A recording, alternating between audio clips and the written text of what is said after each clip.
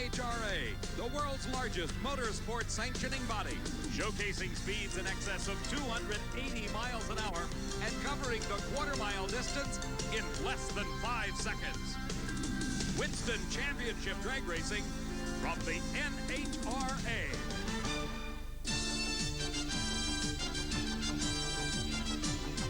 In the world of NHRA Championship Drag Racing, there are 3 professional categories of competition.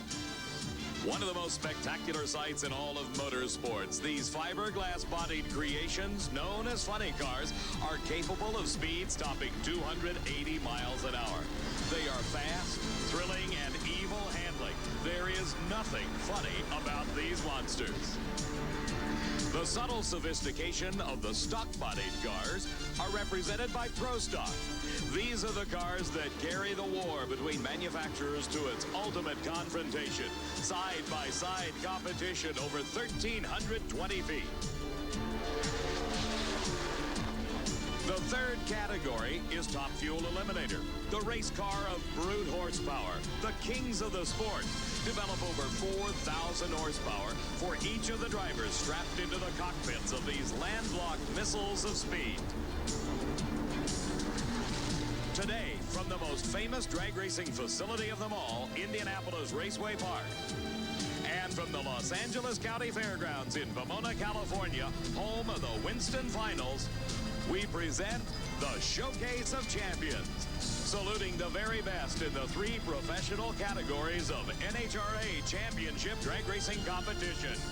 Hello, everybody. I'm Dave McClellan, and this is the culmination of an entire season of qualifying action. For 15 events, drivers have been earning points to become a part of an exclusive 8-car field in each of the 3 NHRA Pro categories. In Pro Stock Eliminator, the 8 best in the world are getting set to do battle in the Mr. Gasket Pro Stock Challenge, with $25,000 going to the eventual winner of this event. The showcase for funny cars is the Big Bud Shootout, the oldest of this series of special events. For details on all the action, here's my good friend, Steve Evans. Well, Dave, this is the 7th edition of Budweiser's Big Bud Shootout. The 8 combatants are already in the staging lanes, the action about to begin. Now, in just 6 years, the winner's share of the purse has doubled from $25,000 to $50,000. And in this field today, we have 3 past champions. Kenny Bernstein, the only driver to have won this title twice. Then there's Mark Oswald, who won it back in 1986 in his Thunderbird, and John Force, the defending champion, in his Oldsmobile. And I feel that today, those are the 3 drivers to watch, and I base that on earlier time trials. Bernstein is the quickest at 5.33 seconds for the quarter mile. Force right behind him at 5.34, and Oswald at 5.40. Now, if Oswald and Force both win in round number 1, they'll meet in the semis, and that could be one of the most interesting and important races of the day. David? Thank you, Steve. Now out on the West Coast is the one man that knows perhaps more about Top Fuel racing than any other, the 3-time Winston champion, Don Garlitz. Don, here in Indianapolis, the weather is partly cloudy, it is cool, and we are anticipating tremendous performances. What can we look forward to in Pomona and the Cragar Wheel Top Fuel Classic? Well, Dave, the weather here at Pomona is excellent for drag racing. The air is cool, and the track is perfect. The Pomona track has always generated good speeds and ETs, but today they have already run 5.03, and this is the man that has done it, Joe Amato. And he faces, in the first round, Gene Snow, who is the number 2 qualifier. Now, you think that's unusual, but see, the positions of who races who at the Cragar Classic is determined by the qualifying of one entire year. So, because of that, Gene Snow faces Joe Amato in round 1, and that's going to be an excellent race. Thank you, Don, and we're looking forward to that Top Fuel action. We'll be coming back to you in Pomona, California in just a few minutes. Right now in Indianapolis, Indiana, the 8 best funny cars in the world are getting set for the first round of the Big Bud Shootout.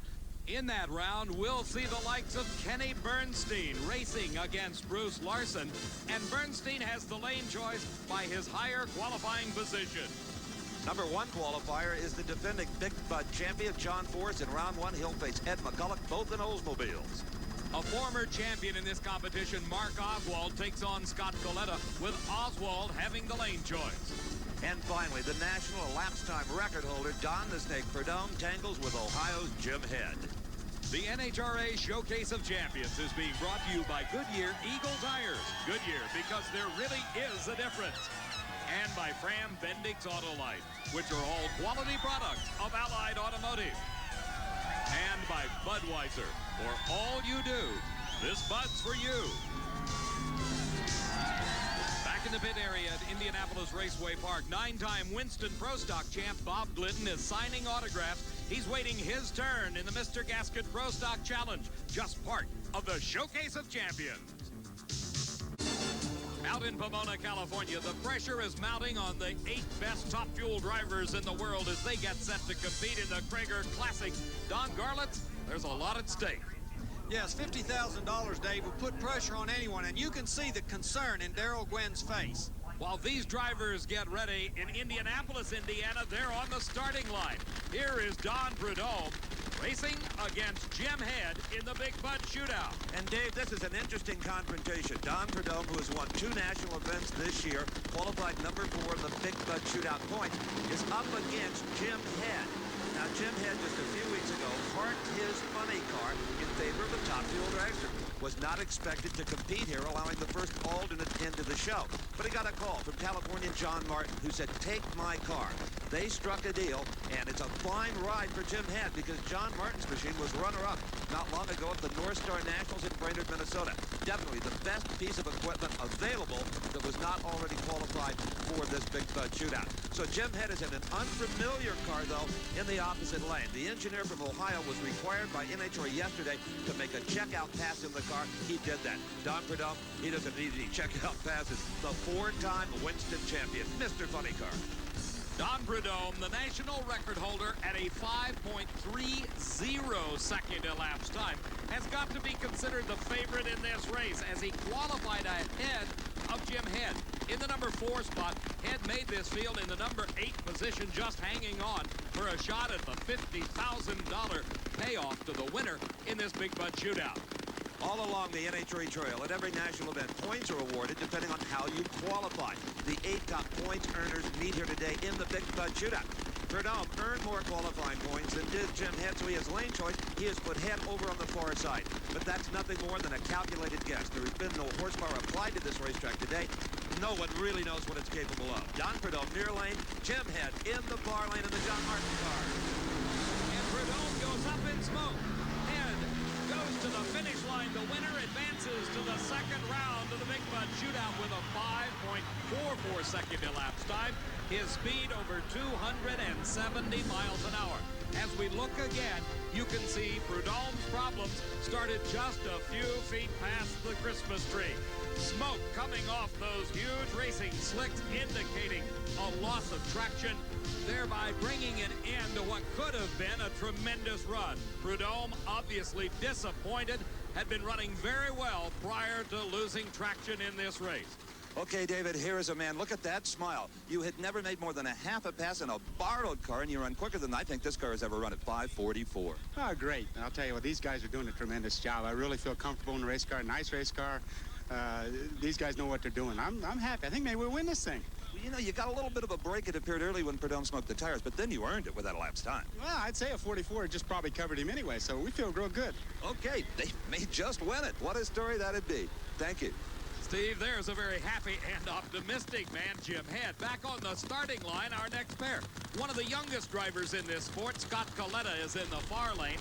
In the near lane, the driver for the Candies and Hughes team out of Louisiana is Mark Oswald. The car owner, Paul Candies, out in front of the Thunderbird, backing Mark into his own track, trying to find that traction. And you know, David, just appearing in today's Big Bud Shootout has got to be the highlight of young Scott Coletta's funny car career.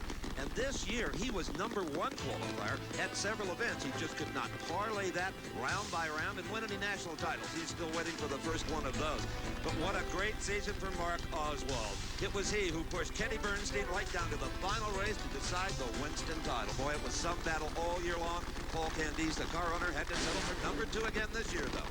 Completing their burnout procedures, both Coletta in the far lane and Oswald in the near lane now approach the starting line. It is controlled by a series of invisible beams across that asphalt. The front wheel rolls into one of those beams. It lights a light at the top of the Christmas tree. Then as they pull a little bit further into the beams, the second light is lit, indicates they're ready, and Pomona goes up in smoke. And Mark Oswald advances into round number 2 with a fine 5.40 second elapsed time. His speed over 271 miles an hour, and now in the opposite lane from where we saw Don Prudhomme just a moment ago. Smoke the tires. Scott Coletta absolutely fries the rubber. Oswald is glued to the ground as he heads towards the finish line. The all-important win into the semifinals. Well, Dave, Mark Oswald just got his time slip. It reads 5:40, and there's some other numbers on there. How does it all look to you? Oh, it looks pretty good there, Steve. The 60-foot time? Yeah, it's a brand new motor from yesterday, and we just ran it just like yesterday and repeated exactly, and now we can work from there. We're real happy with that. I bet you are. Steve, based on that performance of a 5.40, I can understand why Mark Oswald is happy. Out in Pomona, California, Don Garlitz, this is Joe Amato getting ready. Well, he certainly has a lot on his mind because he's facing Gene Snow in round 1. Should be some tremendous racing coming up in a few minutes in the Cragar Classic on the Showcase of Champions. In the Pro Stock pit area at Indianapolis Raceway Park, the preparation is continuing on Tony Christian's Chevy Beretta as he gets set to compete in the Mr. Gasket Pro Stock Challenge, just part of the action in the Showcase of Champions. On the starting line, 2 more funny cars getting set to battle in the Big Bud Shootout. This is the defending champ, John Force, racing against Ed McCulloch. And Dave, between these 2 drivers, there are 5 NHRA national event wins this year.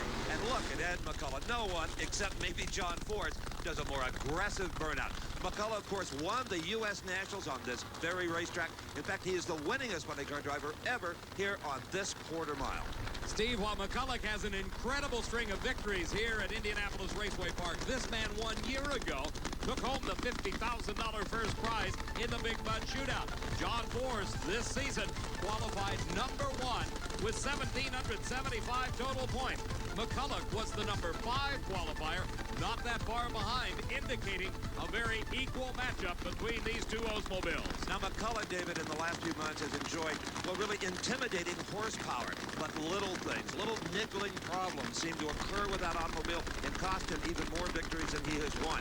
John Force has had tremendous consistency. The crew chief, Austin Boyle, has got that car just right. McCulloch's crew chief, Bernie Federley, also has got that Oldsmobile in fine shape for this round of racing in the Big Bud Shootout.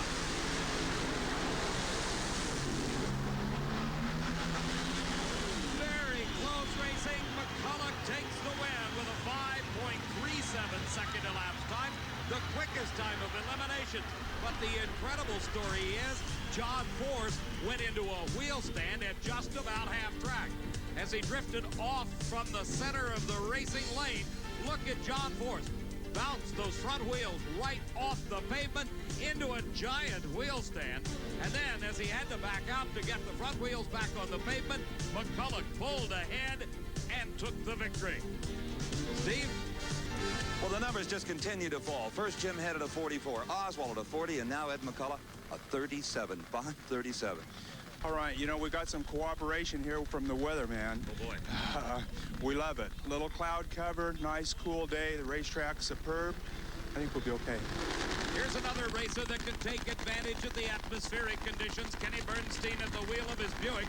The Oldsmobile-bodied car is Bruce Larson.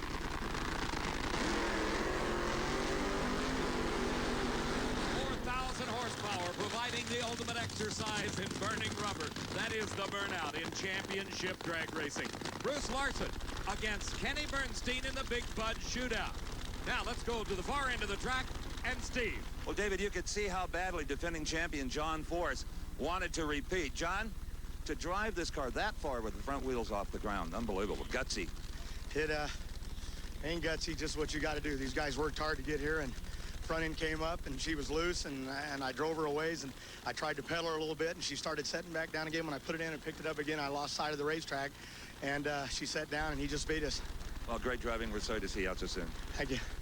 The defending champion out of competition, but a remarkable driving job keeping that car under control. That is Dale Armstrong, the crew chief for Kenny Bernstein, regarded by many as the best in the business. Certainly his rate of pay indicates it, at over $300,000 a year. Bernstein qualified in the number 2 spot, right behind John Force in the number 6 qualifying position. Bruce Larson earned those points through an entire season of qualifying at NHRA national events. Bruce Larson uses an Oldsmobile body, and earlier Steve took a look at the construction of this fiberglass wonder.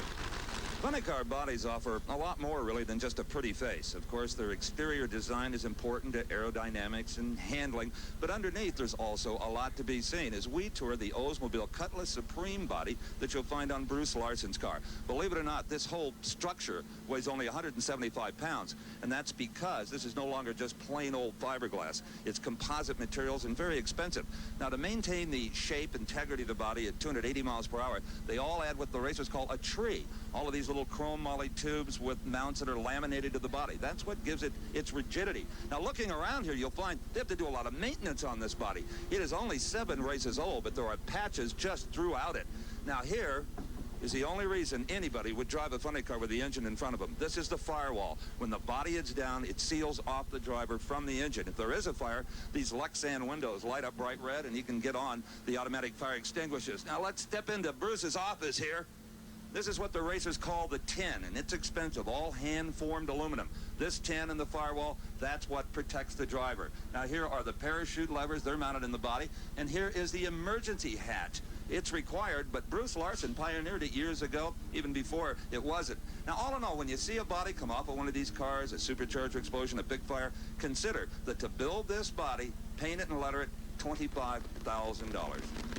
And Steve, that $25,000 body is wrapped around $150,000 worth of tubing and axles, and of course the 4,000 horsepower engine that is sitting on the starting line to race the most feared funny car in the country, Kenny Bernstein, the 4-time Winston champ. Tremendous performance by Bernstein, a 5.41 second elapsed time, his speed 270 miles an hour. That win over Bruce Larson earns Kenny Bernstein the right to race Jim Head in the semifinals, with Kenny having the choice of lanes. The other pair finds Ed McCulloch racing against Mark Oswald. McCulloch has the lane choice by virtue of his quicker elapsed time in round number 1 of competition. Out in Pomona, California, Dick LaHaye getting a good luck kiss from his wife Claudia. He's getting ready for the Cragar Top Fuel Classic. Back in Indianapolis, Steve is with Kenny Bernstein. Well, every driver we've talked to has been just tickled with his elapsed time, but considering what Kenny Bernstein time trial at, a 5:33, I'm not sure he'll be as happy as they were. A 5:41, Kenny, first round of the Big Bud. Yeah, I didn't think it was as good when it left the starting line. It stumbled a little bit, and it just didn't squirt out there, but won the round. Now Dale can work on it and make it go better. Okay, I'm sure they will. Kenny Bernstein, a nice job, though, in round 1. Steve, that round 1 victory all important. He's now in the semifinals. Out in Pomona, California, it's time for the Cragar Top Fuel Classic. In round 1, Joe Amato races Gene Snow. Don Garlett. The second pair in round 1 puts Darrell Gwynn against Gary Ormsby. Darrell has the lane choice. Our third pair finds Dick LaHaye against Frank Bradley. LaHaye has earned the lane choice in that pair. And the final pair brings the 4-second car of Eddie Hill against Jack Ostrander. Hill has the lane choice. Top Fuel action next on the Showcase of Champions. Steve Evans. And Dave, the crew here tells me that every piece of this engine looks absolutely perfect. This Renter Racer, based on what we saw in round 1, has to be considered a prime contender in today's Big Bud Shootout. Steve, we'll be seeing more of the Big Bud Shootout action in just a few minutes, but right now, out in Pomona, California, it is time for round number 1 racing in the Cragar Top Fuel Classic, where Eddie Hill and Jack Ostrander square off on the starting line of this venerable racetrack. This man, Eddie Hill, the first racer ever in the 4-second range, qualified in the number 4 spot in the Cragar Classic, while his competition, Jack Ostrander, was the number 8 qualifier, making it into the field with just enough points to enter competition. Don Garlitz, as a former Cragar Classic champion, what are these drivers thinking about? Well, there's a lot on their mind, Dave, because of the tremendous prize money at stake. This is the big race of the year for these guys. They've worked all year to get qualified, and it's important. $50,000 goes to the winner, and it will not be Eddie Hill. Jack Ostrander with the big upset here in round one. A 5.25 second elapsed time. His speed over 279 miles an hour as Eddie Hill lost traction at the starting line. Dick LaHaye concentrating now at the task at hand, and that's getting past Frank Bradley in this first round of competition. LaHaye certainly knows how to cope with the pressure. It was just a year ago that he and Joe Amato were locked in that battle for the Winston Championship. LaHaye won it by less than a round of racing. But in the Cragar Classic, the tables were reversed, and Joe Amato took the victory over Dick LaHaye. Let's go to Don with Jack Ostrander. Well, you did it. Finally, I need to win one. 520s. No, that's not too bad, I guess. It's not as good as we wanted to do, but it'll get better. Jay, you'll step on it.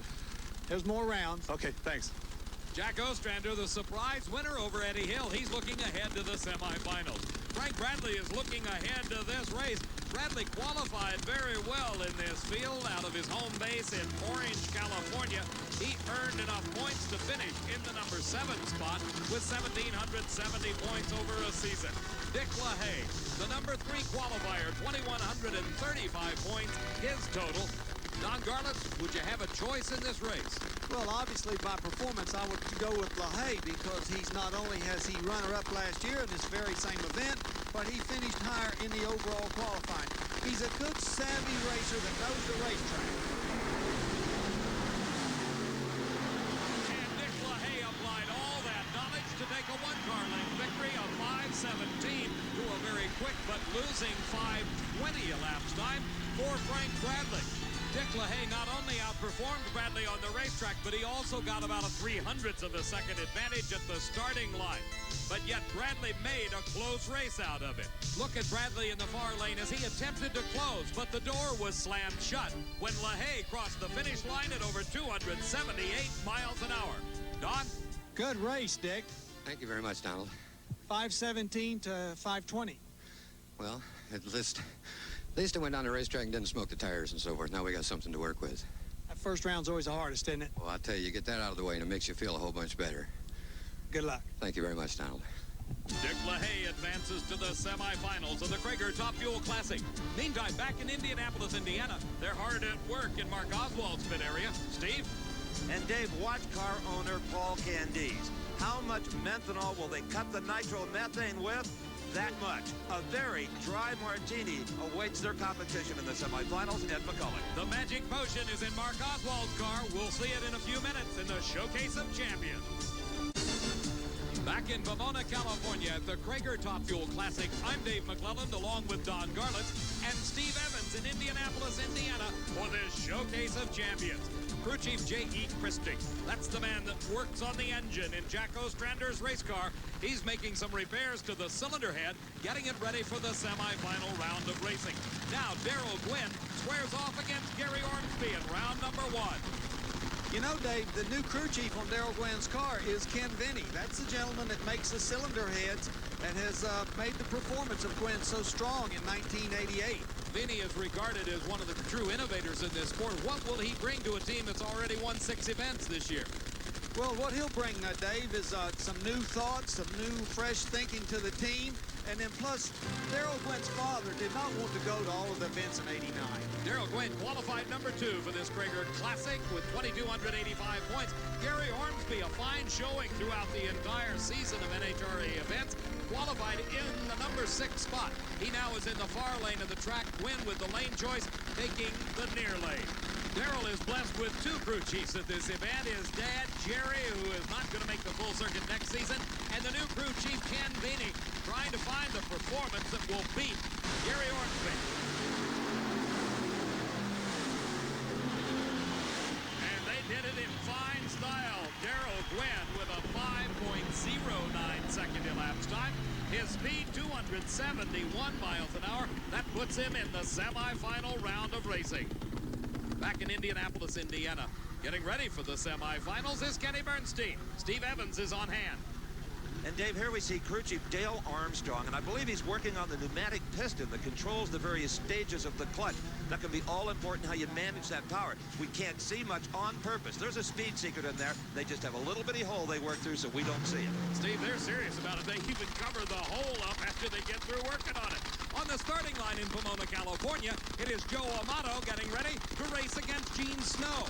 And remember, it's a quirk of fate that pit the two quickest cars at this event by virtue of their time trial performance, racing against each other in round number 1.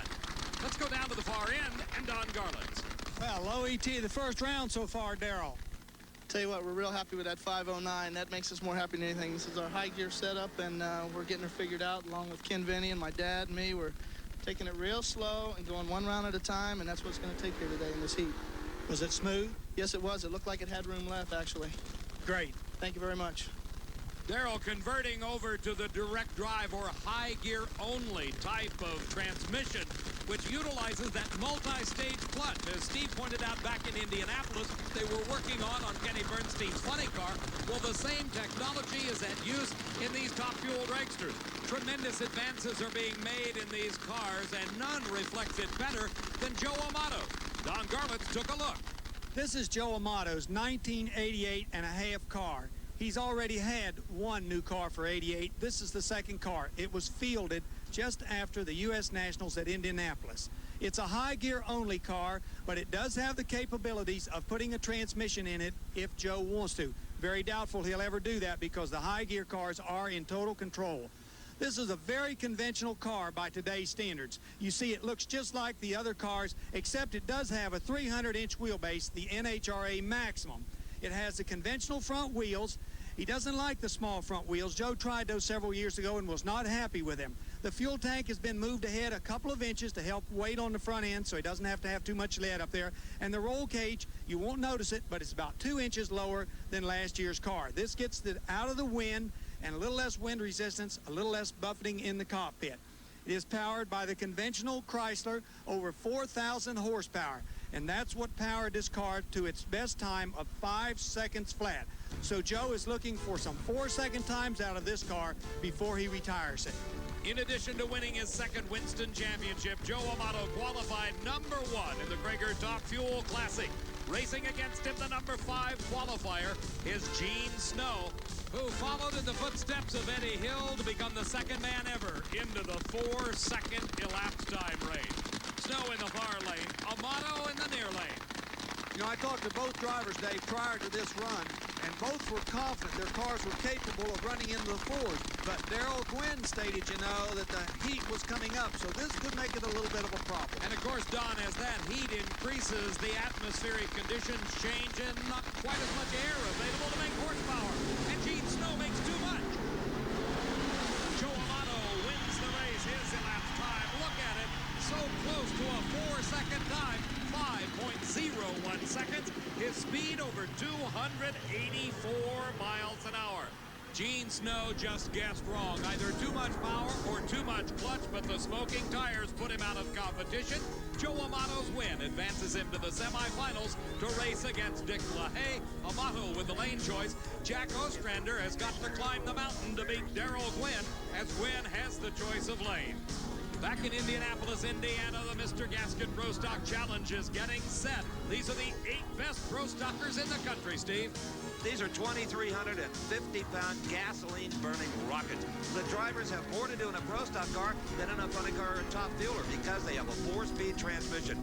And here's how they'll pair up today. The man that won the Winston All-Stars, Jerry Eckman, in a Trans Am against Warren Johnson's Olds, number 2 in the world. Reed Wiston's Camaro faces the flying Ford of Bob Glidden. Glidden's the defending champion. Bruce Allen has won this event twice. Last year, he was runner-up. Today, his Beretta will face off with Morris Johnson Jr.'s Pontiac. And the first pair that we've already seen rolling to the water box is Tony Christian's Chevy Beretta against the Pontiac Trans Am of Kenny Delco. We'll be back to Indianapolis Raceway Park in just a moment. Cragar Top Fuel Classic champion Joe Amato heads down the return road back to the pit. The huge crowd on hand acknowledging his first round victory with that fine 5.01 second elapsed time. Meantime, there's lots of work in Dick LaHaye's pit area, Don Garland. And from the level of activity and the concern on their faces, you can certainly tell that they heard about that 5:01 that Amato just turned, and they've got to cope with that. It'll be Joe Amato against Dick LaHaye in the semifinals. That's a rematch of last year's final round of the Cragar Top Fuel Classic that saw Amato win it. And Dave, back here in Indianapolis, they are smoking the tires on the pro stock cars. Now, these machines may not have the blinding 280-mile-per-hour speed of the funny cars of the fuelers, but for the drivers, the sensation of speed is still very great because they sit in the center of that wheelbase. They don't have all of that long nose of the top fuel dragster sitting right over the rear axle of the funny car. Very difficult machines to drive, and they leave the starting line almost as hard as a funny car or a dragster. Tony Christian has been a wonderful addition to the pro stock ranks. Not only has he won 2 national events this year, he just has a tremendous zest for life. The Kenny Delco story of the quest for the Mr. Gasket Pro Stock Challenge includes the destruction of the car you see here in a towing accident. Delco had to borrow a couple of cars throughout the season just to earn enough points to make this show. In fact, he is competing today in a borrowed race car, the car coming from Carl Fisher's shop. And that is permissible because it's the driver who earns the points, not the automobile. The pro stock cars are totally different to drive off the starting line. They bring the RPMs up very high at the flash of the yellow light, slide their foot off the clutch, and start shifting gears.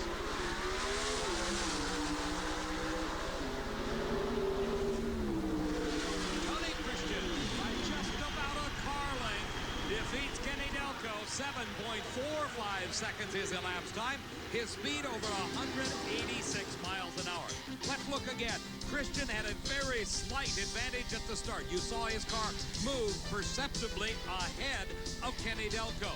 He continued to extend his lead down the racetrack until, as they got to the end of that quarter mile, 1,320 feet away, it was Tony Christian by just about a car length. Steve?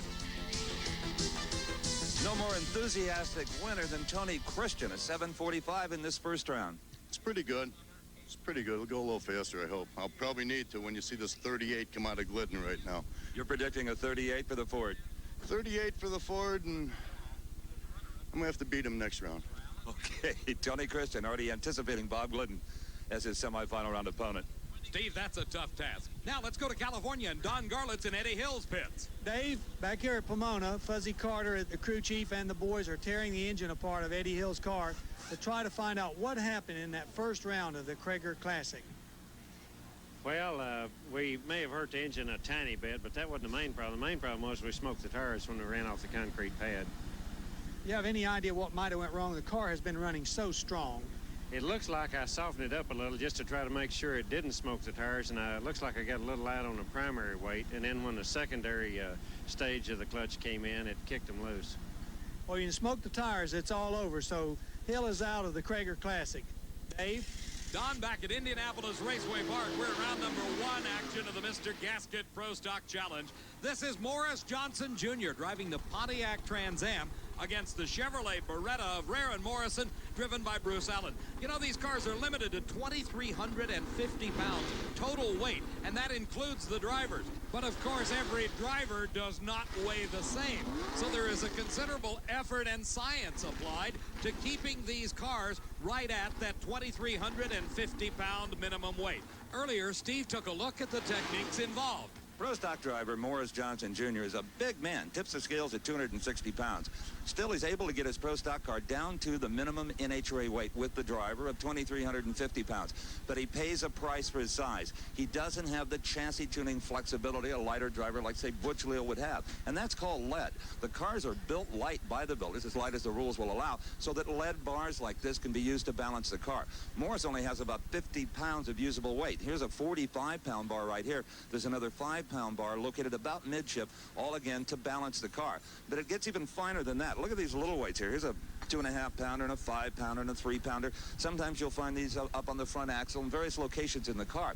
At one track this year, Englishtown, New Jersey, the bite was so great the car was standing right up on end. They moved every bit of weight they had completely to the front axle to try to settle it down. Morris says he's going on a diet so he can invest in more lead and maybe some quicker ETs. Morris Johnson Jr. qualified in the number 7 spot in the Mr. Gasket Pro Stock Challenge. That matches him against the number 3 qualifier, Bruce Allen, who finished number 2 to Bob Glidden last year on this very same racetrack. You know, even though this is Morris Johnson Jr.'s first full year in NHRA Pro Stock competition, he is intimidated by no one. He started the season with a whole shot victory over Bob Glidden at the Winter Nationals. Bruce Allen, look out.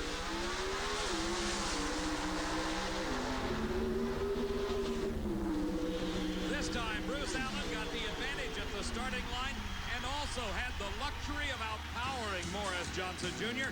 His elapsed time was 7:47. His speed over 186 miles an hour.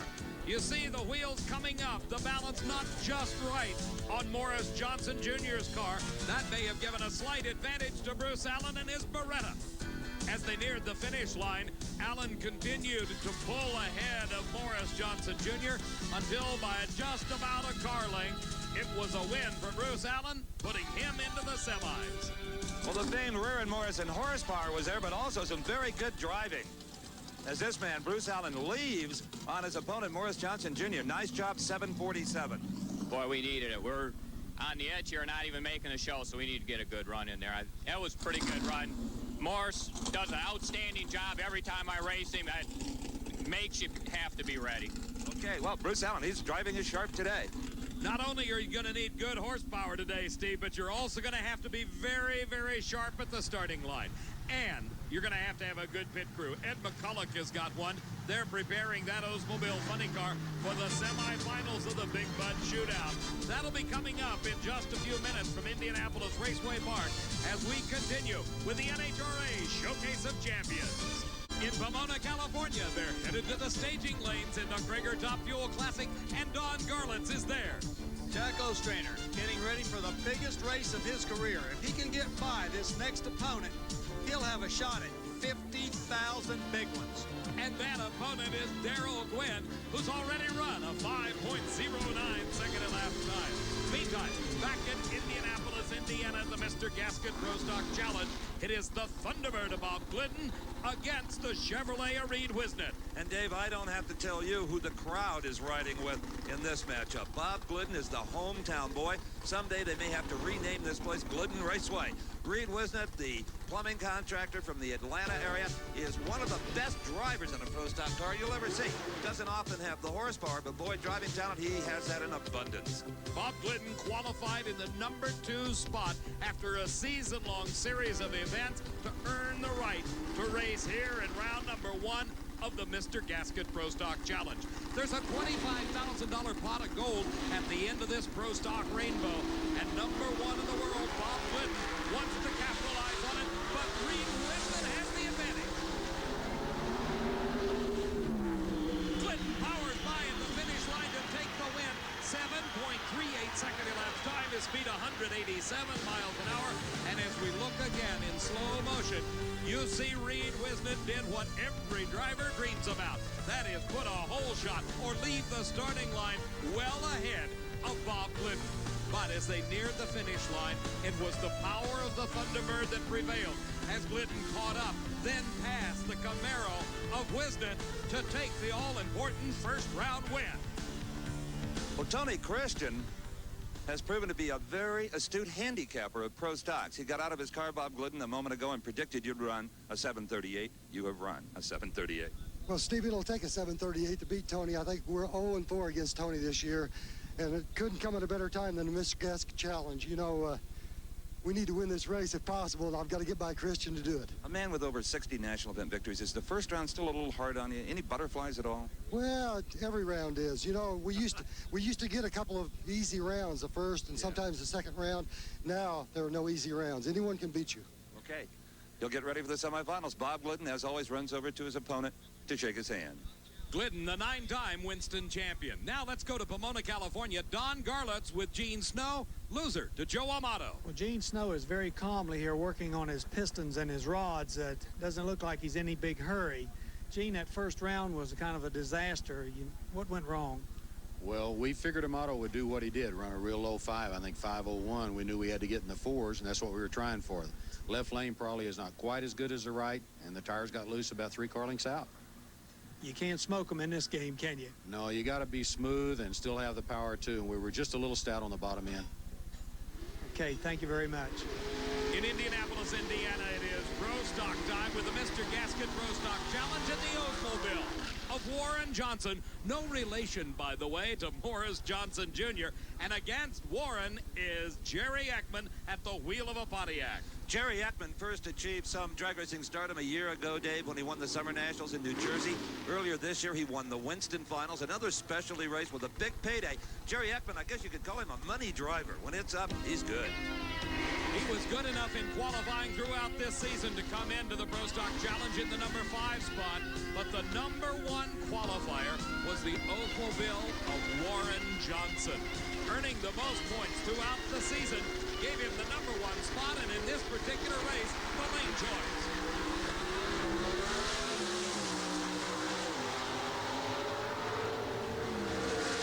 And Warren Johnson pulls out a close one. His elapsed time so close to Bob Glidden, a 7.39 second run at over 186 miles an hour. Well, it must have been money day for Jerry Ekman. He was right on time at the start. In fact, had almost 100th of a second advantage over Warren Johnson. But it did not take long for that lead to erode as the power of the Oldsmobile proved out as Warren Johnson moved ahead of Jerry Ekman. And as they neared the finish line, he continued to hold on to that lead until he took the win and advanced to the semifinals. Well, Warren Johnson has joined Bob Glidden in that elusive 7:30 elapsed time area, 7:39. Warren, for your Oldsmobile. It felt like a pretty clean run. I saw Bob ran a 38 before me, and I feel we can run right with the Thunderbird. In fact, we can, obviously. Is the track tricky at all? It has been up till today. It looked pretty consistent today. We were a little conservative. We didn't want to shake the tires, obviously. So it could run quicker if you ask it to? Oh, no doubt about it. Okay. Well, the challenge seems to have been thrown. Warren Johnson knows his Oldsmobile's got the power. He'll have to prove it. Against Bruce Allen in the semifinals, Johnson has the lane choice. The other pair in the semis of the Mr. Gasket Pro Stock Challenge, it is Ford versus Chevrolet. Bob Glidden against Tony Christian. In the funny car pit area here at Indianapolis Raceway Park, work is going on Jim Head's race car. Actually, it is John Martin's race car. Jim Head is only using it as he gets ready to meet Kenny Bernstein in the semifinals of the Big Bud Shootout. Out in Pomona, California at the Cragar Top Fuel Classic, Darrell Gwynn is taking his car to the staging lanes, ready to meet the upset-minded Jack Ostrander. We'll be right back. The Big Bud Shootout, Kenny Bernstein's headed to his semifinal race. Steve? Well, Dave, under the leadership of Crew Chief Dale Armstrong, this 5-man crew inspected every moving component inside that motor, reassembled it, all in just a matter of minutes. An incredible feat, but all of these funny car teams are just used to that. That's what it takes these days. Out of the Los Angeles County Fairgrounds in Pomona, California, a huge crowd is on hand for this running of the Cragar Top Fuel Classic. We are down to the final 4, the round of 4 cars remaining. And in this race, Darrell Gwynn and Jack Ostrander want to earn the right to race for $50,000 in the final round. I'm Dave McClelland, along with Don Garland here in Pomona and Steve Evans at Indianapolis Raceway Park as we are presenting the NHRA Showcase of Champions. These are 2 radically different race cars, even though they both compete in the same category, Top Fuel Eliminator. Darrell Gwynn is an absolute state-of-the-art late model piece. As Ken Vini, his new crew chief, backs him up into his own tracks, Gwynn is utilizing a 300-inch wheelbase, the maximum allowed under the rules. He, of course, is using the high gear-only combination, the direct drive. And that is one of the few late model touches that is similar to the car of Jack Ostrander's. Earlier, Don Garlitz had a chance to take a look at this state-of-the-art technology. The primary reason that Jack Ostrander won the first round was that Jack and the crew had the nerve to change their car in this first round from the traditional 2-speed car to a high gear only. They took the insides out of the transmission that you see right here, this huge piece of metal with all these gears that have to turn over 7,000 RPM in oil, and replaced it with this tiny little piece right here. It's very easy to see that the engine was able to develop a lot more horsepower and get it to the rear wheels using this system.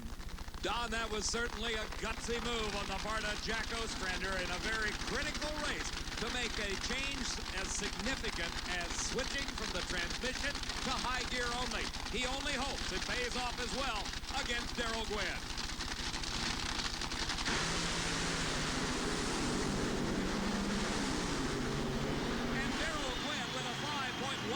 second elapsed time is into the finals. Back at Indianapolis Raceway Park, the attention is also on transmissions. This in Warren Johnson's car. Steve? Well, they're not about to throw the transmissions away out of these cars, but what they are doing, much like the dragsters and the funny cars, is paying far more attention to the clutches than they used to. Not long ago, you'd run an entire event without ever looking at the clutch, but that has come to an end. David? Steve, out in Pomona, California, the last two cars in the semi-final round of the Cragar Top Fuel Classic had their engines started and they're approaching the water box to begin their burnout procedures. Joe Amato, the reigning Cragar Top Fuel champion, goes against the man he defeated a year ago, Dick LaHaye. Now let's go to the far end of the racetrack and one of our finalists, Darrell Gwynn. You're in the final with a 5:10, Darrell. Well, I'll tell you, that's what it's going to take is some consistent runs here this weekend. We know Joe will probably run better than a 5:10, but we'll cross that bridge when we get to it. 5:10 was enough to get us past this round, so one round at a time. How's it feel? This is your first time in the final at the Cragar Classic, isn't it? Yeah, it's my first time in a final of any of these $50,000 races. I can't seem to get my act together when it comes to winning a lot of money, so maybe this is my first one, hopefully. You'll do great. Thank you very much. The very personable Darrell Gwynn, waiting to find out who he will race for $50,000 in the final round of the Cragar Top Fuel Classic. It could be the reigning champion, Joe Amato. That's his crew chief. Tim Richards backing him up into his own tracks. His wife, Jerry, out in front of the car, relaying the instructions to Joe. And aerobics instructor Jerry Amato performs a very important task as she tries to get Joe positioned just at the spot that will give him the most traction on this racetrack. Over in the far lane, the same procedure has been followed for Dick LaHaye. Runner-up to Amato a year ago, LaHaye has had a season full of problems, but he seems to have solved them all here at the Cragar Top Fuel Classic in Pomona. You know, Dave, LaHaye came into the '88 season the Winston champion. He won the Winter Nationals here at Pomona to start right off with and then went straight downhill from there on. Just had a terrible year. Now he's up against Amato. If he could get by Amato in this round, it would set him up for a shot at the $50,000, and that would kind of salvage the year. It would certainly be a high point in what has been thus far a rather dreary season for Dick LaHaye. LaHaye smoking the tires, and Joe Amato goes into the finals to race Darrell Gwynn. A time of 5.05 seconds and a speed of over 279 miles an hour earns for the defending champion, Joe Amato, the lane choice over Darrell Gwynn. Now let's go to Indianapolis Raceway Park and a report from Steve Evans. Dave, with these Lenco-style 4-speed transmissions, it's possible for the pro stock teams to change gear ratios between rounds, a different first, second, or even third. Bruce Allen is doing that, hoping to match elapsed times with Warren Johnson. Steve, we'll see that pro stock race a little later from Indianapolis. Right now, let's go back to Pomona, California. Don Garlett and Joe Amato. 5:05, you're in the final. Can you do it again, Joe? Well, 5-0s, there's a string of them, you know. That was pretty good to heat. The air got a little worse. But my guys have been just trying to keep the car calm enough not to smoke the tires and get to the final, and here we are. That smoking the tires is a real problem on these high-powered cars, isn't it? Yeah, if you're right on the fine line. If you overpower the track, it'll smoke the tires. You know, that time I had the front end up about that high, and I was very nervous that it was going to go into a power stand because it carried it about 200-300 feet, but it had the power, and it just arched up and went right down through there like a drummer. Congratulations, and we hope you the best. Thank you very much. Joe Amato will race Darrell Gwynn for $50,000 in the Cragar Top Fuel Classic at Indianapolis Raceway Park. Kenny Bernstein is getting on his required fire suit equipment as he confers with Dale Armstrong to get ready for the semifinals of the Big Bud Shootout on the NHRA Showcase of Champions. The NHRA Showcase of Champions, the Cragar Top Fuel Classic, the Big Bud Shootout for funny cars, and the Mr. Gasket Pro Stock Challenge. We're at Indianapolis Raceway Park for the semifinals of the Big Bud Shootout. Steve Evans. And Dave, here you have an incredible contrast in vehicles and in drivers. Kenny Bernstein, the 4-time Winston champion, a past Big Bud Shootout winner, is up against Jim Head, who barely earned enough points to be in this program in a borrowed race car that no one paid any attention to. Not the media, not the fans, until the first round, when that car thundered right into the 540s and is seriously a contender. while these cars are getting ready for their semifinal race. Let's go to Pomona, California, where Don Garlitz has found an interesting story. We're in Darrell Gwynn's pit, and they're working on the clutch. They've had this thing completely out of the car, maintenance and put it back. Darrell is dead serious about this Cragar Classic Championship. Don, not only are they serious about the championship, they don't want us to know what's going on with that clutch. Did you see the crewman cover it up with a towel? Mark Oswald getting suited up. He'll be in the next pair of cars at Indianapolis. But on the starting line, it is Jim Head and Kenny Bernstein, the Big Bud Shootout semis. Well, Dave, John Martin, the man that owns the car that Jim Head is driving and usually drives it himself, told me he feels more pressure standing on the starting line watching all of this than he does when he drives it himself. Of course he's nervous, Steve. That's his race car out there, and it's got to be worth, $150,000 to $200,000. Well, impossible to put a price tag, I think, on Kenny Bernstein's race car because Dale Armstrong is constantly doing so much development work. You see the crewmen, they're ready to turn on the onboard computer. Buster Couch is the starter. He eyeballs both cars. Both appear to be strong and ready. And Bernstein shuts off. Jim Head, the surprising winner. He's into the Big Bud Shootout Finals. In Pomona, California, there's work going on a non-qualified top-fuel dragster. That's Rudy Topke's car. Don Garlitz, what's happening? Well, they found out over in Darrell Gwynn's pit that he had a 3.10 gear in the back of that car, and Gwynn didn't have one. And Gwynn also has surmised that Amato has a 3.10 gear, and that's why his ETs are so good.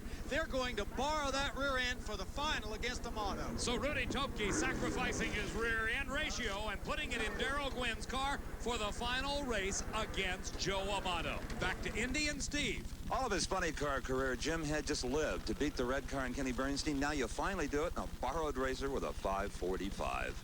Well, the guys are doing a good job, I'll tell you. And you're loose.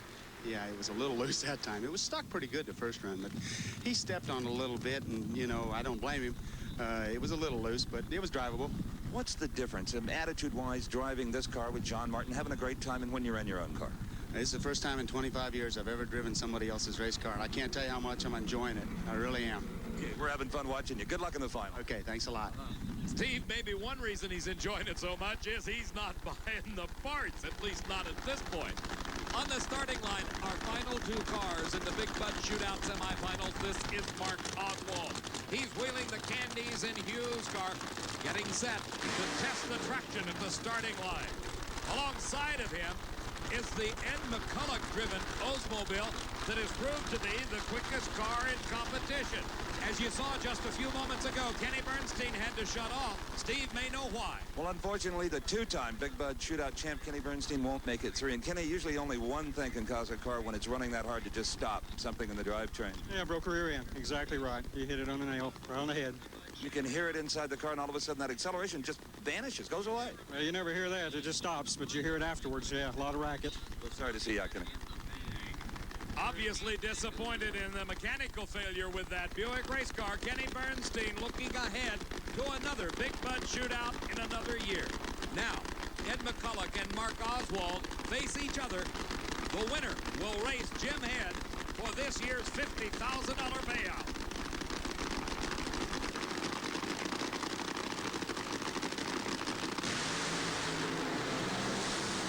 And McCulloch smokes the tires. Into the finals goes Mark Oswald, and look at his elapsed time. 5.37 seconds. That will give him lane choice over Jim Head. And Oswald may need every bit of that performance advantage as Jim Head has upset on his mind in the Big Bud Shootout. Out in Pomona, California. Unlike Darrell Gwynn in Joe Amato's pit area, things are rather calm. Dave, that comes from that string of 5-0s that Joe has been turning all day. While they make the final preparations on Joe Amato's race car, we're going to go back to Indianapolis Raceway Park and Steve Evans. You've got lane choice. Is that a big deal for you? Well, you know, we didn't know what lane to take that time, so I'm kind of glad we didn't have it, you know. We'll just have to wait and see what happens. Okay, see you then. Thank you. Mark Oswald will race Jim Head in the finals of the Big Bud Shootout in the Mr. Gasket Pro Stock Challenge. The factory hot rods are ready for the semifinal race in the Showcase of Champions. Action in the top fuel pit. What's happening, Don Garland? Well, what's happening is that's Daryl Gwynn's crew taking the rear end out of Toki's car. There they've got it. Look at it, it's still dripping the lube. They're running over to put that in Daryl Gwynn's car because Amato is ready to go. Just like a heart transplant in Indianapolis, Indiana, it is Bruce Allen racing against Warren Johnson in the semifinals of the Mr. Gasket Pro Stock Challenge. Steve Evans? We're about to find out, Dave McClellan, if Bruce Allen's transmission gear changes will pay off against Warren Johnson. Johnson had lane choice, and as so many of the favorites have all day long here at Indianapolis Raceway Park, he has selected the near lane. Traditionally the better lane, at least in the driver's mind. And there is Bruce Allen, who has never missed a final round of the Mr. Gasket Pro Stock Challenge. The Pro Stock race car is very susceptible to tricky track conditions.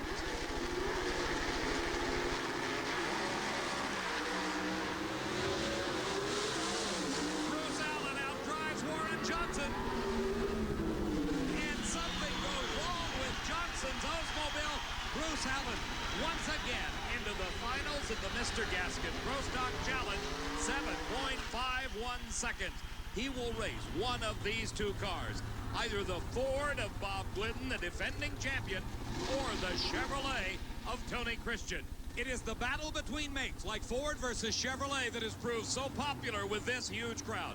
Now, let's go to the far end of the racetrack. Steve Evans with Bruce Allen.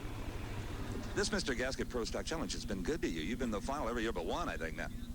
I think every year we've been in the final. Last year we were runner-up. That's right, every year. I think these guys would probably think it's a benefit race for us or something, but I just hope we can get one more round in.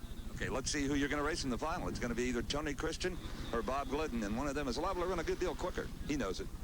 Steve, Bob Glidden has got to be wondering, what does he have to do to beat Tony Christian? Throughout this season, Christian has defeated Bob Glidden 4 times. Glidden has yet to beat that Chevy Beretta. And most of those victories have come via the whole shot route. Getting off the starting line before Glidden. That has been the secret for Tony Christian, not necessarily performance. Here they go. And it is Glidden away first by a mile. The advantage at the starting line. The advantage in performance has put Bob Glidden into the finals against Bruce Allen. A 7.41 second time. His speed, 187 miles an hour. That sets up the rematch from a year ago. Ford against Chevrolet, Bob Glidden against Bruce Allen. Glidden has had the performance advantage all day and has the lane choice. In Pomona, California, they're working on Daryl Gwynn's race car. Don Garland? And you can see right here, this is why Daryl Gwynn won so many races in 1988. Look at the teamwork going on there. Every man is doing his job just exactly the way it's supposed to be done.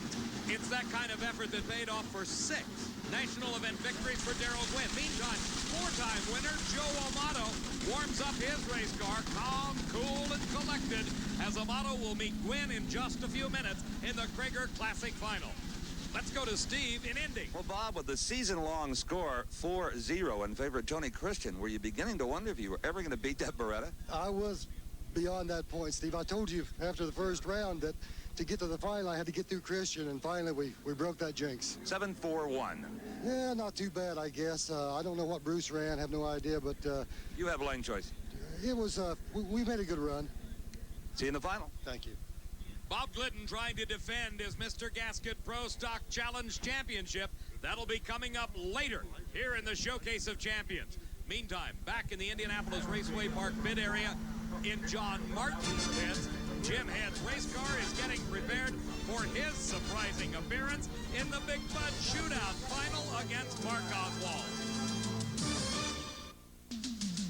At Indianapolis Raceway Park, there's some heavy work going on Mark Oswald's car. What's happening, Steve?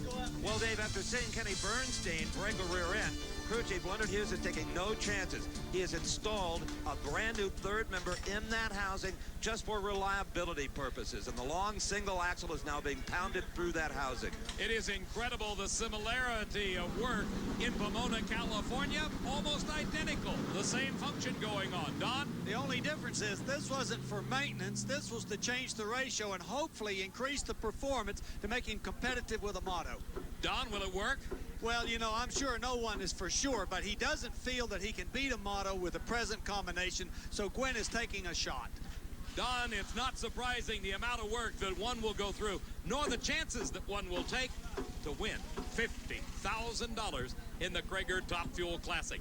That's coming up in just a few minutes. Right now, back in Indianapolis Raceway Park, our Pro Stockers are getting ready for the Mr. Gasket Pro Stock Challenge, and Steve Evans, the skies look threatening. Well, actually, David, we did have a little bit of a sprinkle, but there's so much heat at this racetrack, it dried out almost instantly. This is a case of deja vu. It was the same two drivers meeting on the same starting line 1 year ago for the $25,000 Mr. Gasket payout. Bruce Allen is about 1/10 of a second behind Bob Glidden. Earlier, Steve took a look at what he could do to improve. The story in the Bruce Allen pit is really one of frustration. You don't see Rear and Morrison and crew hovering over this Beretta because, quite frankly, they can't find anything to do to it. They've put in some fresh oil and spark plugs and adjusted the rocker arms and looked at the carburetors, just all the usual things you do before an important final round like the one coming with Bob Glidden. They say the clutch is not right in the car. They have a new clutch in the trailer. They don't dare put it in because these new clutches need one run on them before they're really foolproof, before you know you can even shift gears from forward to reverse.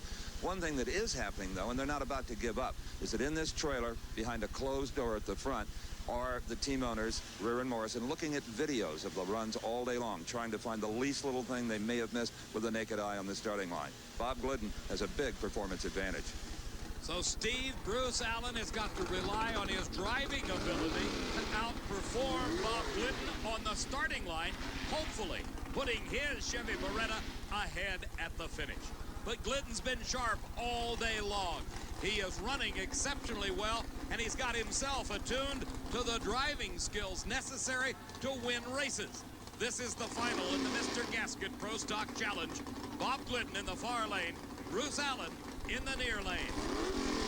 $25,000 going to the winner. Both drivers concentrating intently on that starting line. And Bruce Allen gets out first. Bob Glidden drives around him and wins his second consecutive Mr. Gasket Pro Stock Challenge. The entire Glidden family, Etta, Rusty, and Billy celebrating the victory by Bob as he takes home the $25,000 award in the Mr. Gasket Pro Stock Challenge. It was so close because of that start by Bruce Allen.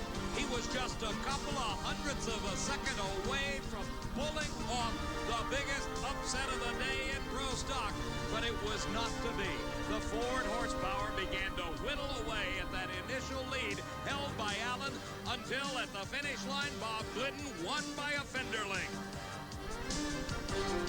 $25,000 will be waiting for this man in the winner's circle, the Mr. Gasket Pro Stock Challenge. You just said good race? Good race. That was a heck of a race. Bruce left on me. It was a close race at the finish. Thanks, Joe Haratka and the people at Mr. Gasket. Thank you.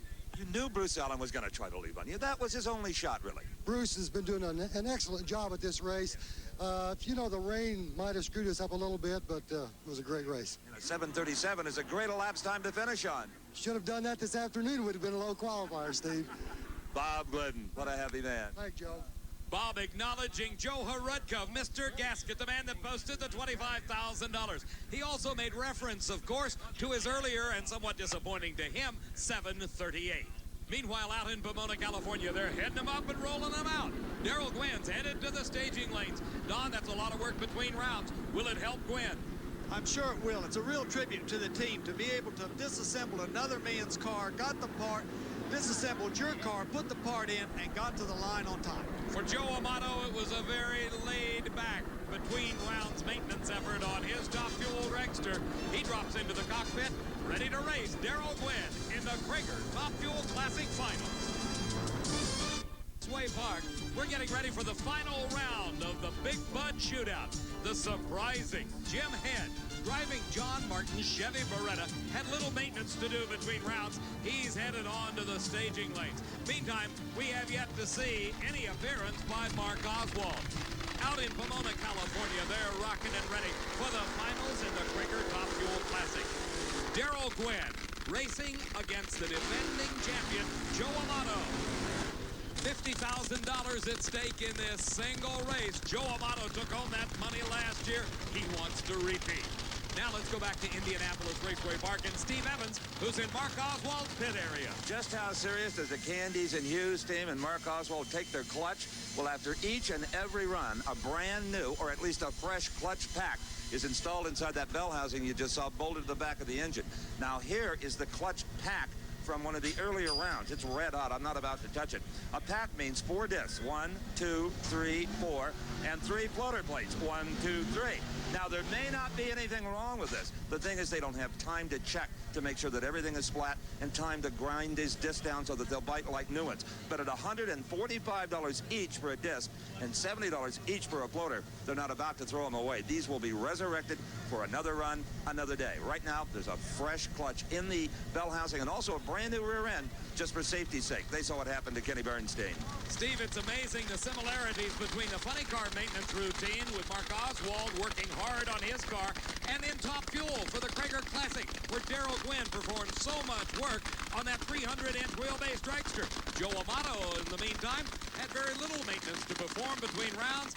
He had a very calm period to get ready for this challenge for $50,000. That compares to Jim Head, who's all buttoned up and sitting in the staging lanes. Both cars are set.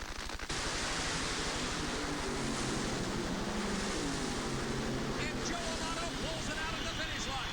A 5.05-second elapsed time wins him the Cragar Top Fuel Classic and $50,000. Amato running over 275 miles an hour, watched as Darrell Gwynn left the starting line about 100th of a second ahead of him. But then the horsepower that he had been displaying all day long came into play, and he pulled ahead of Gwynn just before the first timing light and won the race. Joe, I'd like to borrow about $25,000 from you. Another day at the office, Don. What a win. It's really exciting when you can win $50,000 from Cragar. It's just, you know, we've been in this race 4 times. We've won 3 times. And it's, you know, what can I say? Whenever time Joe Rucka puts money up, I like to get it. Well, your consistency's just been phenomenal. 501, 505, and 505. That's the kind of performance it takes to win these events. Yeah, you've got to keep going down the track. You can't smoke the tires or overpower it. But my crew's done an outstanding job. Tim Richards and all the guys and my sponsors, TRW, and Mr. Gasket happens to be a sponsor of mine in Cragar. So we run their wheels and we race with their parts. So, you know, what can I say? $50,000 is, that's like, you know, a little icing on the cake. Well, congratulations on your 3rd Cragar Classic, Joe. Thank you very much, Don. It's a pleasure to get the money. Cragar, another of the companies of Joe Haredka. Back in Indianapolis, Jim Head is ready for the finals of the Big Bud Shootout. Quite a race, a pleasure to work with you. Well, it was an exciting race, Dave, and it was a pleasure to be here this afternoon. Right here, buddy. Don, you know the feeling of winning. You're the only other man besides Joe Amato to take a Cragar Classic title. Meantime, back in Indianapolis, Indiana, it's time for the finals of the Big Bud Shootout. Steve Evans? Well, Dave, I think one reason Mark Oswald and crew took so much time to get ready for this final against Jim Head. Remember a year ago, up against John Force, a little water line that takes the overflow into the header pipe, broke the water under the tires and cost him $50 grand. At that time, Mark Oswald had been the dominant race car. At this point, he is definitely the dominant race car with a 5:37 elapsed time in the semifinals. Jim Head, driving John Martin's car in the near lane, has a difficult mountain to climb if he anticipates the win in the Big Bud Shootout and the $50,000 so graphically evidenced by the $sign marking the spot where Mark Oswald did his burnout. This is the 3rd consecutive final round appearance for Mark Oswald, losing to John Force a year ago in 1986. He was the Big Bud Shootout champion.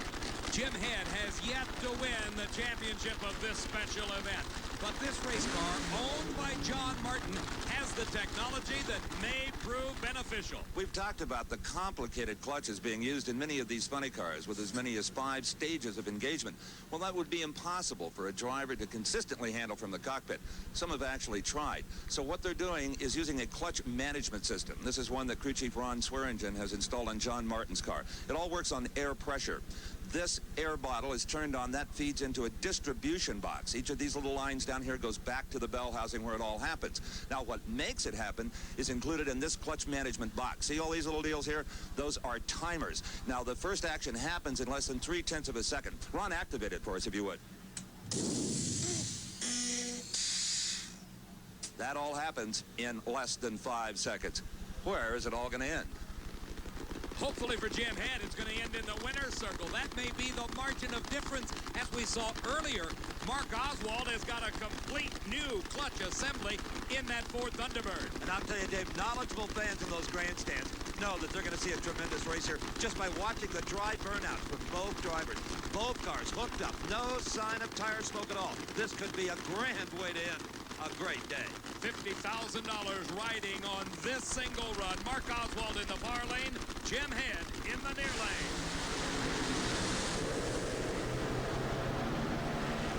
And Mark Oswald is the champion. All the work pays off. Paul Candies reacts to the $50,000 payout as Mark Oswald runs a 5.39 second elapsed time.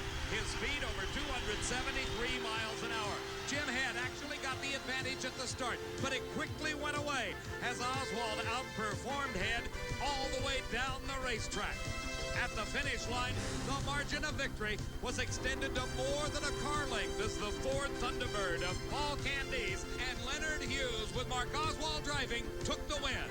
Well, this is the face of a young man in a red car who's just earned $50,000. Oh, yeah, we're real happy, you know. Motorcraft, Strohs, and Ford, you know, they help us so much, and it's nice to be able to do something like this for them. And you got to give a lot of credit to Budweiser, too, to give us this kind of opportunity to race for this kind of money. You know, you're racing against not guys that have just done good 1 or 2 races. You're racing against the guys that have done good consistently, and that's what makes us proud. Well, Jim Head and his borrowed car gave it quite a shot, but your 539 handled him. Yeah, I'm just happy. You know, Leonard and everybody on the crew worked real hard, and, you know, it showed today with those 3 runs, and I hope we can do the same thing. You know, it's nice for me, and I know it's nice for you, because a year ago at this moment, we were sitting there looking at a broken 50-cent part that cost you this race. Yeah, well, I guarantee there was a wrench on that water line every 5 minutes today. Again, congratulations, Mark Oswald, Candies, and Hughes. Great job. Thank you. Our congratulations go to all the winners in the Showcase of Champions. For Don Garlett and Steve Evans, I'm Dave McClellan saying so long for now. The NHRA Showcase of Champions has been brought to you by Fram Bendix Auto Life, which are all quality products of Allied Automotive, and by Goodyear Eagle Tires. Goodyear, because there really is a difference. And by Mr. Gasket Company, the Hurst Shifter Division, and Cragar Wheels. Coverage of the NHRA Showcase of Champions